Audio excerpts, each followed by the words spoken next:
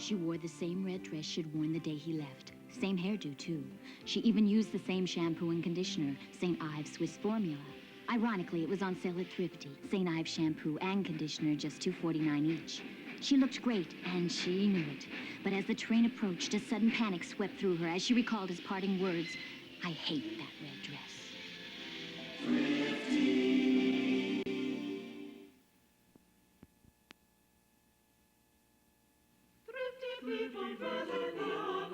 Okay, Tom, Dick, and Harry each get the Fabergé Brute 33 4-piece set. Then I'll split one, and I'll give the aftershave to Peter, the cologne to Don, soap on rope to Bill, and the deodorant should definitely go to Elgin. This Brute 33 gift set is on sale at Thrifty for only $6.99, and it's perfect because the way to a man's heart is through his nose. We wish you a Merry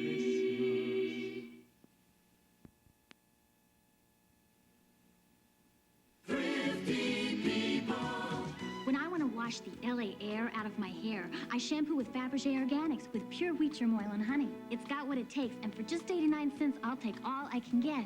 Isn't that amazing? Fabergé Organic shampoo, conditioner, or finishing rinse, just 89 cents each at Thrifty. 89 cents. That's their lowest price ever. Oh, get Fabergé Organics for 89 cents and wash that air right out of your hair. Thrifty.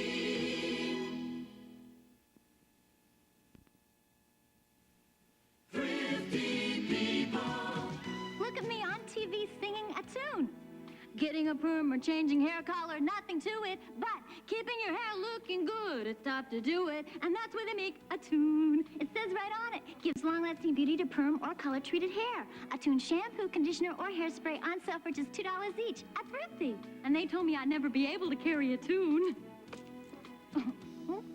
Thrifty.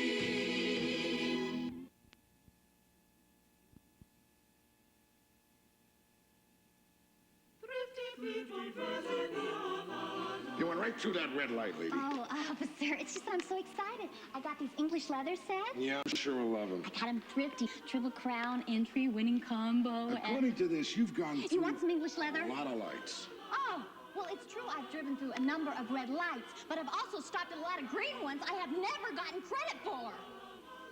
Makes sense to me.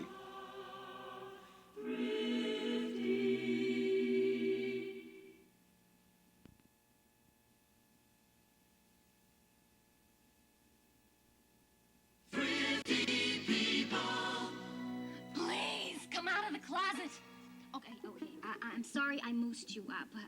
I know it's not possibly the best work I've ever done, but come out and see how I fixed my own hair with Aquanet hairspray. Got it on sale at Thrifty for only 99 cents. Aquanet hairspray, and your hair is perfect. No mousse for moi.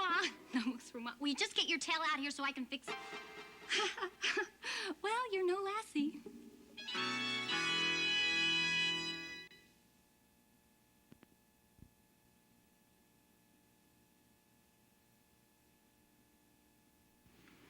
An Old Spice set? I didn't even know you like to cook. No, he says, the stuff that makes guys smell good. Oh, I say Old Spice sets and decanters like the kind you get at Thrifty for Christmas. And he goes, right. Well, maybe, I say. And then he kisses me on the cheek and says, please. And I say, I don't know. And then he kisses me on the other cheek and says, don't you want to put some Old Spice into your life? And I say, well. And then he kisses me again. Don't you just love Christmas?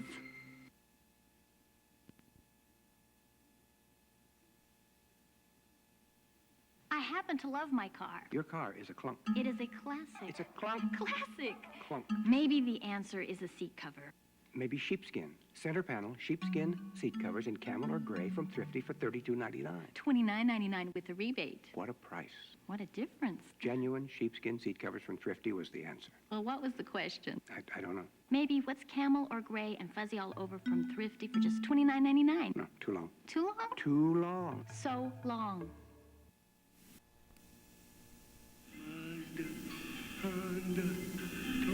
Choosing the right import can be a nightmare.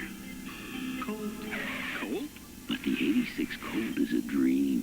Easy to buy, and with all the quality and features you expect in Japanese cars. Colt is imported for Dodge and Plymouth, built by Mitsubishi in Japan. Colt, It's all the Japanese you need to know. Herb, do you feel a draft? So you're the new neighbor. Looks like we've got our work cut out for us.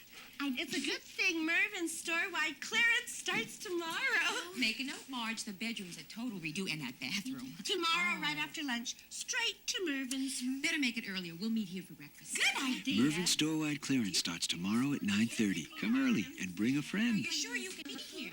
I live here. How convenient. Wonderful. That's wonderful. I'm so glad. Bye.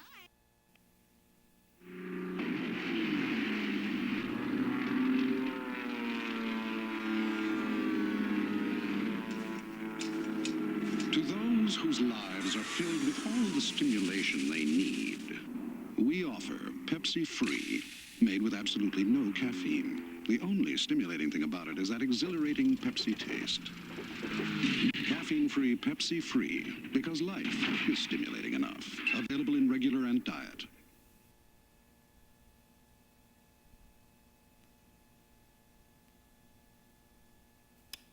Value plus quality plus driving pleasure. That's what Car and Driver magazine said when naming the entire Honda Civic line to its 10 best list.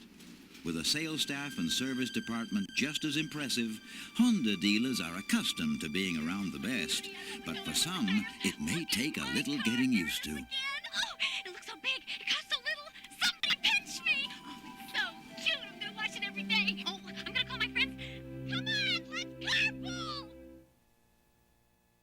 30 dumps, game shows and reruns, but no fun. My husband Wendell took to dressing up the dog like Dolly Parton. My daughter Susie threatened to shave her head and tattoo a cobra on it. So I wrote to NBC and I said, hey, why don't you move prime time to 7:30? And NBC wrote back and they said, okay. Only in America. Prime time at 7:30. We were going to do it anyway.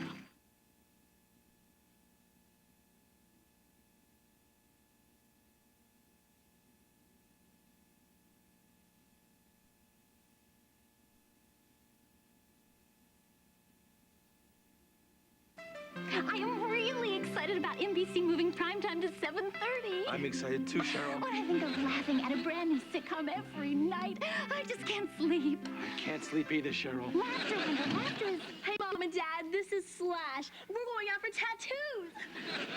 Our baby's getting tattooed. They grow up so fast. Tell me again about the laughter. You're going to laugh when prime time moves to 7:30 on NBC.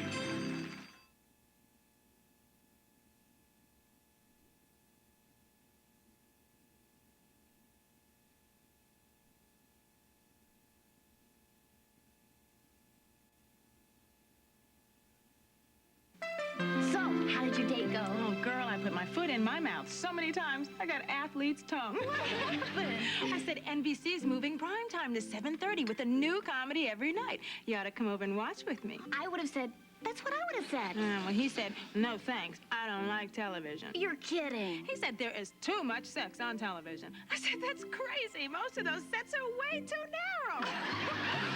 All new comedies. Prime time moves to 7:30 on NBC.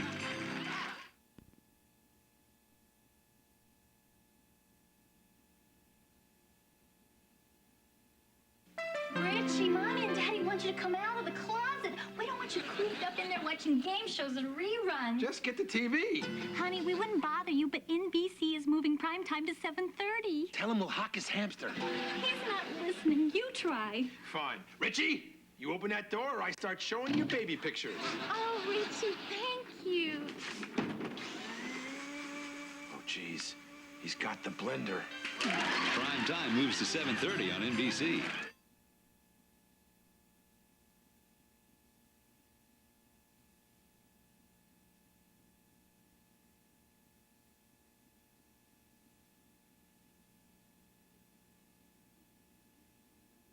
Hey, Dad, did you hear that NBC is moving primetime to 7:30? What do you mean? Instead of game shows and reruns. What's wrong with Mom? Well, we like to relax in front of the TV, and since there's nothing to watch at 7:30, that's our frisky playtime. Frisky playtime? frisky playtime. It won't happen till September. That's nice. It wouldn't be so bad, but we just bought a new duck suit. You're going to laugh when prime time moves to 7:30 on NBC.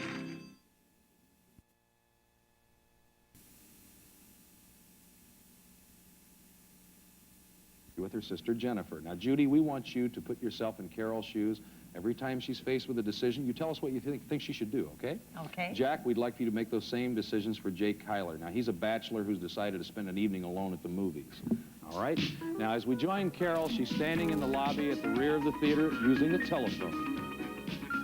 Jennifer, what are you doing at home? You forgot. No, it's too late now. The movie's starting. I've been waiting in the lobby for my sister for half an hour. Now I find out she's completely forgotten she was supposed to meet me here at 7. Boy, this really burns me up. Should I explain just how angry I really am, or should I say it's okay and let her off the hook? I would say it's okay, and I'd let her off the hook. Listen, Jennifer, that's okay. Yeah, I'm gonna let you off the hook. Hello? Jennifer?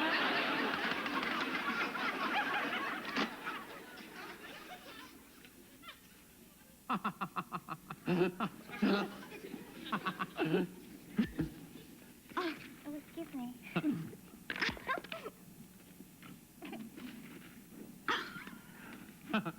Boy, what a knockout. I wonder if she's married.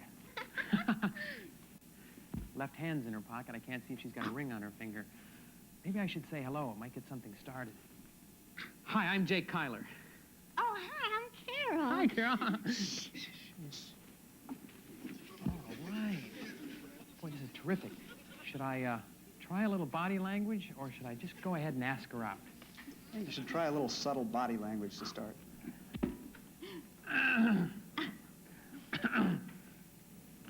Oh, I'm sorry. Hi. That's all right. Oh, no, the film broke. Yeah, you know, that happens all the time at these Three Stooges Film Festival. Wow, you're funny. Would you, Carol, would you like to go out with me for coffee after the show? For coffee? Yeah. Oh, no. I'm engaged to somebody who's out of town, but I'm actually attracted to this guy.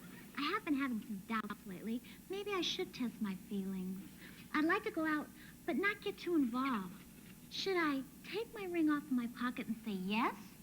Or should I tell him I'm engaged and go out on a strictly friendly basis? He is pretty cute. I'd tell him I'm engaged and go out on that friendly basis. You know, Jake, I'd love to go out with you. Fantastic. But there's one little thing. I'm supposed to marry another man. So I'll go out, but no fooling around. Oh, that's fine. Terrific. Just coffee. Oh, good. I'm excited. Wow, you're enthusiastic. Yeah. Sounds like you haven't had a date in years. Uh-oh, I haven't had a date in years. Should I tell her I haven't had a date in a while, or should I just go out or tell her I go out all the time? Well, you don't want her to think you're a complete loser, so I'd tell her you go out all the time. Oh, no, I go out all the time. Yeah, the car wash, the store, laundromat. Hey, where'd that come from? Okay, buddy, stand up. Huh? Stand up. What? Now, do you want to be thrown out of here? Because I saw you throw the popcorn. Oh, wait a minute. I didn't throw any popcorn. I've got mine right here. You must be mistaken. Pal, I've never made a mistake in my life. Oh, yeah? Yeah. Yeah? Yeah. Yeah? Yeah. Boy, is this usher ever off base. Should I speak up and defend Jake, or should I stay out of it? Speak up. Support him. Hey, listen, you. You can't pick on him like that. Besides, he's a sensitive person. Yeah. Sensitive, huh? Well, let him know. I'll be watching. What a strange man. Oh, yeah. Yeah, but you handled him nicely. Oh, thanks. I did. They're not going to get the film fixed, so what do you say? Let's go out for coffee now. Great idea. Any place particularly you'd like to go? Oh, how about Mario's? Mario's. I hate Mario's. So noisy and it's crowded and you can never talk in there. Should I tell her that I don't like Mario's, or should I just go ahead and go to Mario's? You don't want to have a bad time, so tell her you don't want to go to Mario's. Mario's? Well, you know, I've never been particularly fond of Italian food. I have a better idea. Yeah? Why don't we go Dutch? Oh, Dutch. Thank you all for Ego Players. That was terrific.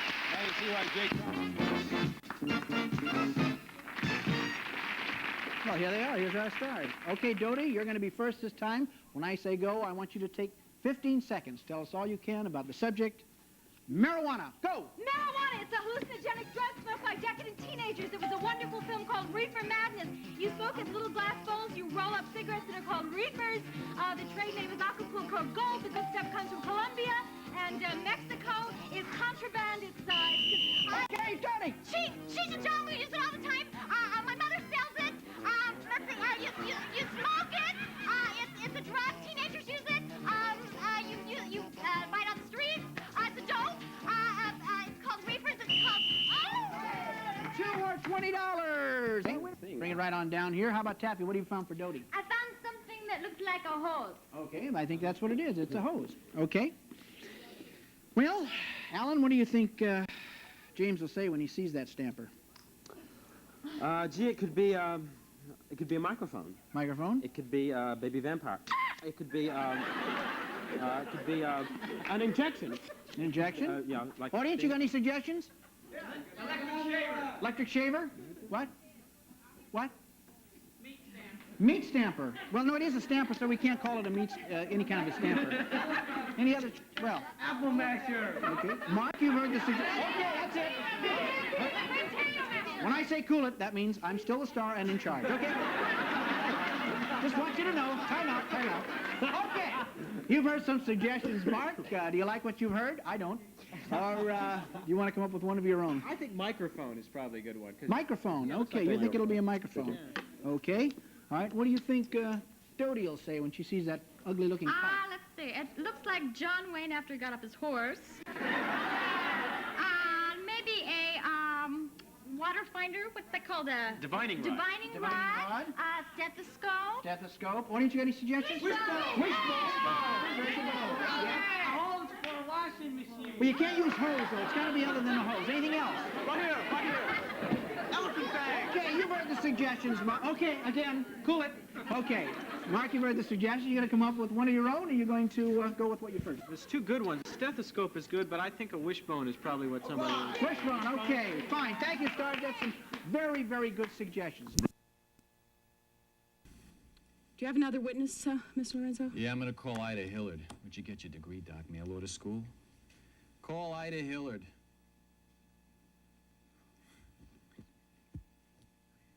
Ida, tell the judge who you are.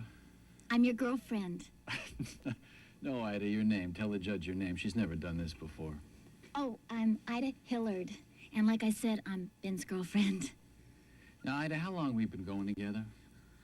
It's been years. We met between your first and second prison term, and I didn't know what happiness was till I took up with you.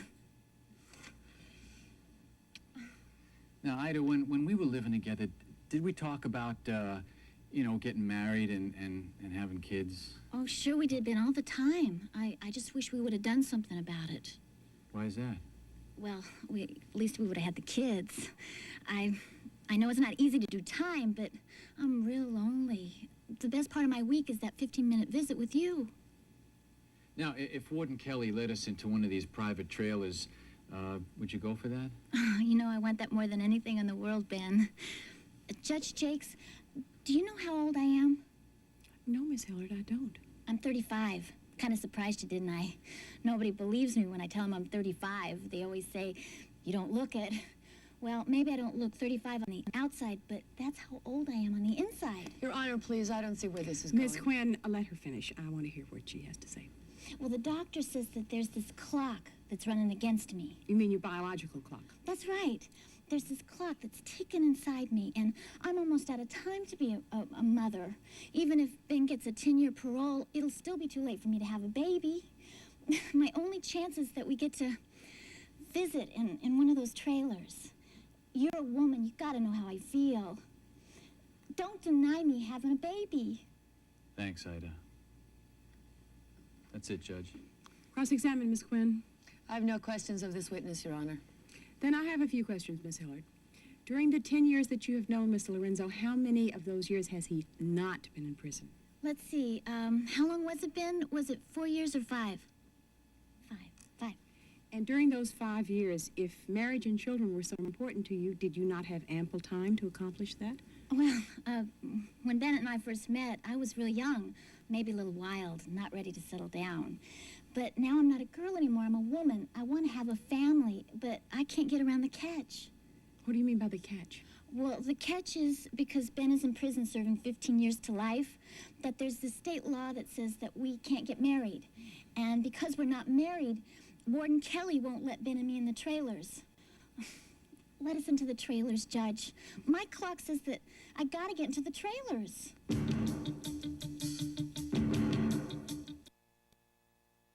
Other legal basis on which I can expand the prison visiting policy to include Mr. Lorenzo.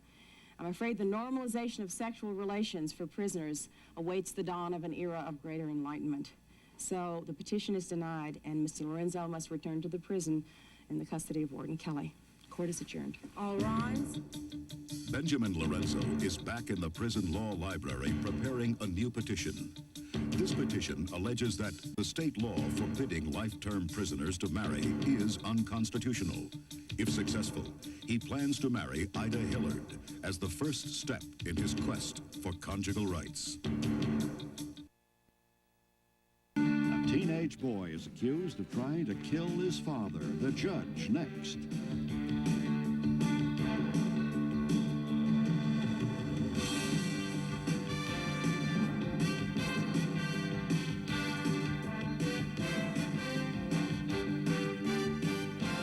Superior Court researchers use Westlaw to assist the prosecution's case. Defendant Ben Lorenzo has called Ida Hillard, his girlfriend, to testify for the defense. You were holding the gun as I turned away to make myself a drink, right? Yeah, that's right. And then what happened?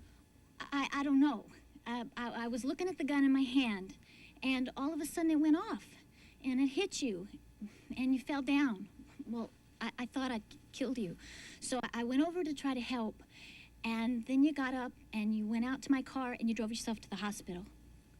Right, okay. And what did I say to you when I came back? Well, you told me that you'd given him a fake name. Why did I do that? Well, you'd just gotten out of the slammer, and the cops and your probation officer would have been all over you if they'd found you'd been anywhere near a gun. Right. And what had you done while I was away? Well, I went and I threw the gun in the river. I didn't want that thing around anymore. Yeah. So what happened a little later? Well, the cops came and they took my place apart, looking for the gun, for money. And that cop, Wilson, kept saying that you'd burned his partner and that you were going to go all the way down. Yeah. I got nothing else to ask, Judge. Miss Ventura? That's quite a story, Miss Hillard. Perhaps you'd like to tell us what kind of gun it was that Ben Lorenzo was showing you how to use?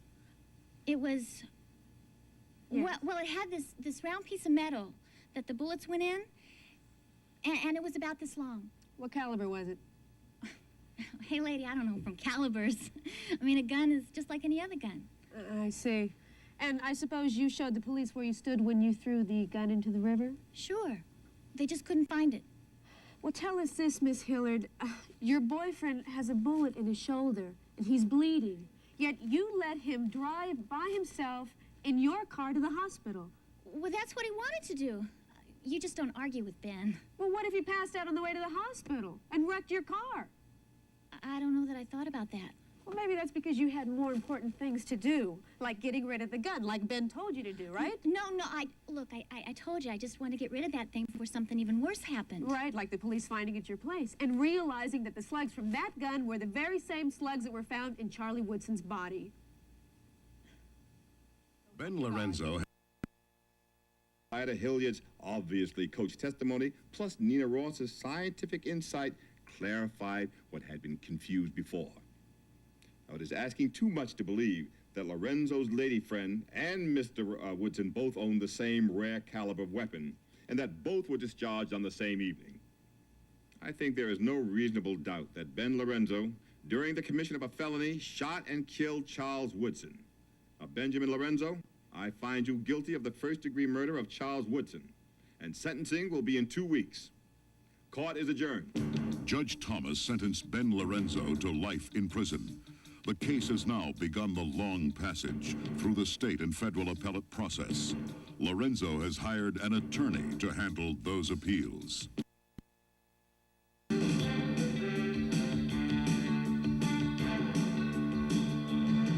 Superior Court is a Ralph Edwards